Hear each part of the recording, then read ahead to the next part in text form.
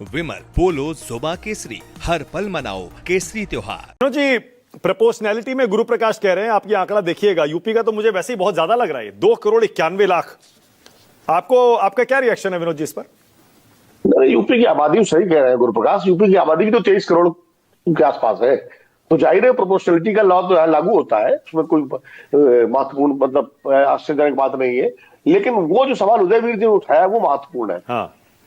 कि जो फॉर्म दिए गए, मान लीजिए 5 फॉर्म किसी घर में दे दिए गए, उस घर में 5 सदस्य हैं, हाँ। और उसमें 2 ही जमा हुए, 3 नहीं जमा हुए, तो 3 कहां है? तो लापता कैसे हो गए? उनका पता तो है, या तो घर वाले बताएंगे कि वो बाहर चले गए या छुट्टी पे गए हुए हैं या फॉर्म नहीं भर पाए। तो अगर फॉर्म बांटे गए 99% से ज्यादा और फॉर्म वापस नहीं आए तो लापता तो नहीं हो सकते वो। आप ये कह सकते हैं कि फॉर्म नहीं आए, तो ये प्रश्न तो है, ये महत्वपूर्ण प्रश्न है और इसका कोई मतलब क्रेडिबल उत्तर नहीं है। रही बात नागरिकता वाली जो आपने कहा, वो सुप्रीम कोर्ट ने बहुत स्पष्ट कर दिया है। जाहिर है, जब ये तो है कि वोटर लिस्ट में वही होगा जो भारतीय नागरिक होगा, तो अपने आप इसमें इंप्लाइड है कि सुप्रीम कोर्ट, चुनाव आयोग जो है, जिसको वोटर बनाएगा वो भारतीय नागरिक होना चाहिए। हाँ। तो ये तो जांचने में क्या दिक्कत है? लेकिन हाँ, जो वोटर लिस्ट में नहीं आ पाया वो भारतीय नागरिक नहीं है, ये नहीं होगा, क्योंकि कई बार कई लोग नहीं आ पाएंगे वोटर लिस्ट में, बहुत लोग नहीं आ पाते हैं। वाले पास किसी पास पासपोर्ट है, देखिए भारत देश में नागरिकता का एक ही कार्ड है, वो है पासपोर्ट, उसमें लिखा होता है नागरिकता भारतीय। तो अब मान लीजिए मानव गुप्ता या विनोद के पास पासपोर्ट तो है, वोटर लिस्ट में नाम नहीं आ पाया, तो क्या भारतीय नागरिक नहीं हो पाएंगे? होंगे। लेकिन हाँ, अगर हम भारतीय नागरिक हैं तभी हम वोटर लिस्ट में होंगे। ये दोनों के इस अंतर दोनों को समझना पड़ेगा। इसलिए सुप्रीम कोर्ट ने बहुत स्पष्ट किया है, ये तो नागरिकता जांचने का अधिकार, नागरिकता तय करने का अधिकार नहीं है, लेकिन जांचने का तो है कि भाई वोटर वही है जो भारतीय नागरिक हो। हाँ, नहीं सर, विनोद जी ये इंपॉर्टेंट इसलिए है ना, क्योंकि अब तक जो याचिकाकर्ता थे, एसआईआर का विरोध करने वाले सारे विपक्षी दल यही कह रहे थे, चुनाव आयोग नागरिकता कैसे तय कर सकता है, कैसे तय कर सकता है, कैसे जांच सकता है, कैसे डॉक्यूमेंट मांग सकता है। वो तो अब खत्म हो गया ना, अब तो क्लियर कर दिया ना सुप्रीम कोर्ट ने, भाई जांच सकता है। तय तो अभी भी नहीं कर सकता है। नहीं, जांच तो सकता है। हाँ, मतलब संतुष्ट हो सकता है कि जिसका नाम आ रहा है भारतीय नागरिक है, बस ये हाँ। उसको ये संतुष्टि उसके लिए आवश्यक है कि भारतीय नागरिक है।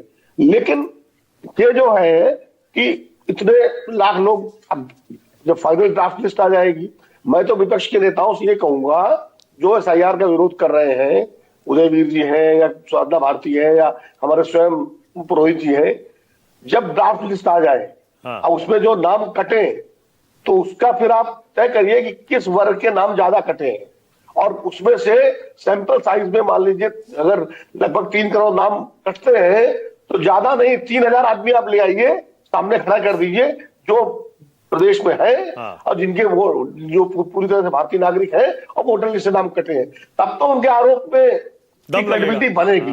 वरना आप आरोप लगाते रहिए, उस आरोप से कोई मतलब नहीं है। और एसआईआर तो होगा, एसआईआर तो हो ही रहा है। हाँ, ये जरूर है कि आसाम में तो नहीं हो रहा, ये प्रश्न तो उठेगा, ये प्रश्न तो उठेगा। आसाम में आप सबरी डिवीजन कर रहे हैं, बाकी जगह आप एसआईआर कर रहे हैं, तो ये जो इस तरह के सवाल है ये तो उठेंगे। तो मुझे लगता है इसको समग्रता में देखना चाहिए इस पूरे मामले। ओके, सतीश के सिंह, सतीश जी, टीएमसी के प्रवक्ता को सुनकर आपको भी लगा क्या बिहार के नतीजों से सबक ले रहे हैं अब विपक्षी दल?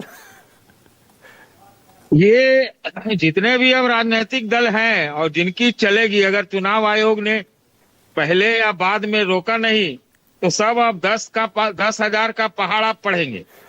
दूसरी चीज क्या है कि जो बिहार से सबक तो निश्चित रूप से ली, और हमें तो जहां तक मालूम है कि तृणमूल कांग्रेस पिछले 4-5 महीने से जमीन पर मुस्तैद है कि जो कुछ भी कारगुजारियां हो या ना हो उसको पहले ही विफल कर दिया जाए। ममता बनर्जी का आपने भाषण सुना ना कल या परसों का, वो तो कह रहे कि चिमटा उमटा वगैरह लेके निकलिए और अपना वोट बचाइए। हालांकि उसका स्वागत नहीं किया जाना चाहिए। मानक सीधी सी बात एक बात है, मैं नहीं जानता, ये राजनीतिक दलों के छल प्रपंच में हम नहीं पड़ने वाले। मेरा सीधा एक सवाल कि भाई 15 साल से देश में जनगणना नहीं हुई। नागरिक का सबसे बढ़िया पता लगाने का तरीका जनसंख्या गिनती है। भाई भारतीय नागरिकों की ही तो गिनती होती है, तो भारतीय नागरिकों में जो वोट डालने की उम्र है वो वाले भी पता चल जाते। तो पहले जनसंख्या गिन लेते, या फिर जनसंख्या के साथ ही वोटर गिनने का काम, और जो मरा है जो जिंदा है जो जो जो वाजिब वोटर है ये सब पता कर लेते। तो ये एक